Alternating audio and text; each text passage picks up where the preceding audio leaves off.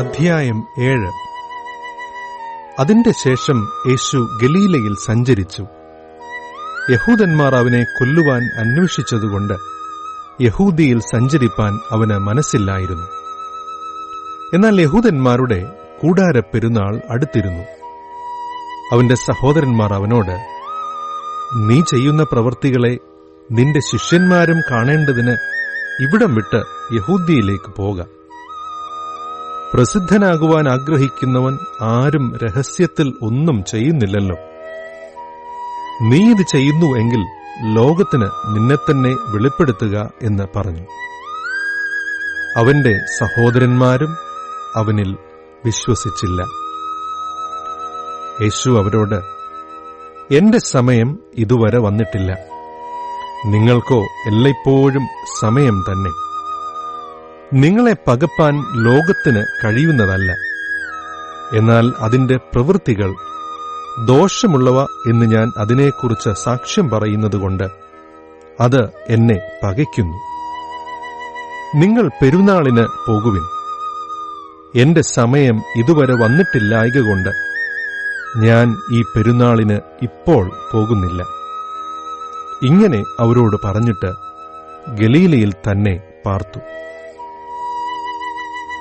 അവന്റെ സഹോദരന്മാർ പെരുന്നാളിന് പോയ ശേഷം അവനും പരസ്യമായിട്ടല്ല, രഹസ്യത്തിൽ എന്ന പോലെ പോയി. എന്നാൽ യഹൂദന്മാർ പെരുന്നാളിൽ അവൻ എവിടെ എന്ന് ചോദിച്ച് അവനെ അന്വേഷിച്ചു. പുരുഷാരത്തിൽ അവനെക്കുറിച്ച് വളരെ കുശുകുശുപ്പ് ഉണ്ടായി.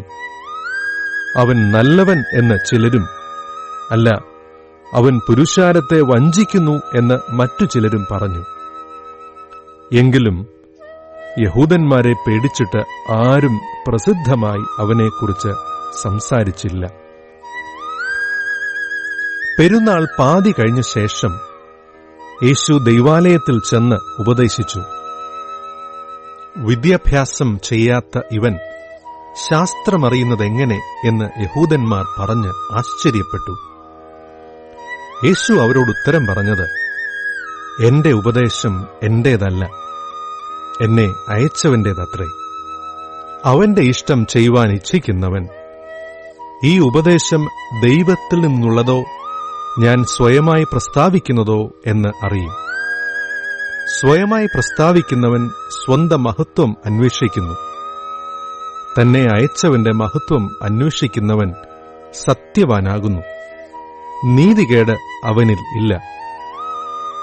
മോശ നിങ്ങൾക്ക് ന്യായപ്രമാണം തന്നിട്ടില്ലയോ? എങ്കിലും നിങ്ങളിൽ ആരും ന്യായപ്രമാണം ആചരിക്കുന്നില്ല. നിങ്ങൾ എന്നെ കൊല്ലുവാൻ അന്വേഷിക്കുന്നത് എന്ത്? അതിന് പുരുഷാരം, നിനക്ക് ഒരു ഭൂതമുണ്ട്, ആർ നിന്നെ കൊല്ലുവാൻ അന്വേഷിക്കുന്നു എന്ന് ഉത്തരം പറഞ്ഞു. യേശു അവരോട് ഉത്തരം പറഞ്ഞത്, ഞാനൊരു പ്രവൃത്തി ചെയ്തു, അതിങ്കൽ നിങ്ങളെല്ലാവരും ആശ്ചര്യപ്പെടുന്നു. മോശ നിങ്ങൾക്ക് പരിച്ഛേദന നിയമിച്ചിരിക്കയാൽ അത് മോശയുടെ കാലത്തല്ല, പിതാക്കന്മാരുടെ കാലത്തത്രേ തുടങ്ങിയത്. നിങ്ങൾ ശബ്ബത്തിൽ മനുഷ്യനെ പരിച്ഛേദന കഴിക്കുന്നു. മോശയുടെ ന്യായപ്രമാണത്തിന് നീക്കം വരാതിരിപ്പാൻ ശബ്ബത്തിലും മനുഷ്യൻ പരിച്ഛേദന ഏൽക്കുന്നുവെങ്കിൽ ഞാൻ ശബ്ബത്തിൽ ഒരു മനുഷ്യനെ മുഴുവനും സൗഖ്യമാക്കിയതിനാൽ എന്നോട് ഈർഷ്യപ്പെടുന്നുവോ? കാഴ്ചപ്രകാരം വിധിക്കരുത്, നീതിയുള്ള വിധി വിധിപ്പീൻ.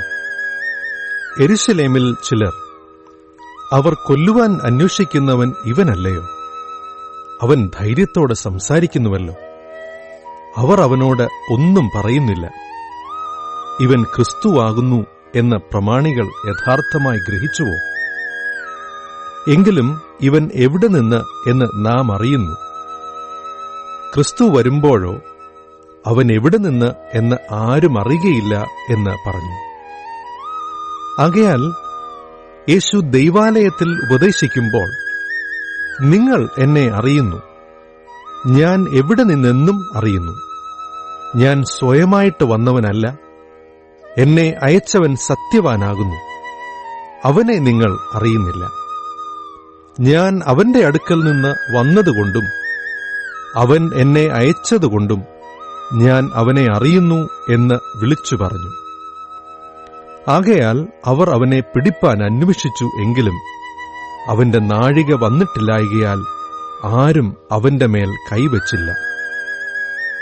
പുരുഷാരത്തിൽ പലരും ക്രിസ്തു വരുമ്പോൾ ഇവൻ ചെയ്തതിലധികം അടയാളം ചെയ്യുമോ എന്ന് പറഞ്ഞ് അവനിൽ വിശ്വസിച്ചു. പുരുഷാരം അവനെക്കുറിച്ച് ഇങ്ങനെ കുശുകുശുക്കുന്നു എന്ന് പരീശന്മാർ കേട്ടാറെ അവനെ പിടിക്കേണ്ടതിന് മഹാപുരോഹിതന്മാരും പരീശന്മാരും ചേവകരെ അയച്ചു. യേശുവോ, ഞാൻ ഇനി കുറെ നേരം നിങ്ങളോടുകൂടെ ഇരിക്കുന്നു, പിന്നെ എന്നെ അയച്ചവന്റെ അടുക്കൽ പോകുന്നു. നിങ്ങൾ എന്നെ അന്വേഷിക്കും, കണ്ടെത്തുകയില്ലതാനും. ഞാൻ ഇരിക്കുന്നിടത്ത് നിങ്ങൾക്ക് വരുവാൻ കഴിയുകയുമില്ല എന്ന് പറഞ്ഞു. അത് കേട്ടിട്ട് യഹൂദന്മാർ, നാം കണ്ടെത്താതവണ്ണം ഇവൻ എവിടേക്ക് പോകുവാൻ ഭാവിക്കുന്നു? യവനന്മാരുടെ ഇടയിൽ ചിതറിപ്പാർക്കുന്നവരുടെ അടുക്കൽ പോയി യവനരെ ഉപദേശിപ്പാൻ ഭാവമോ?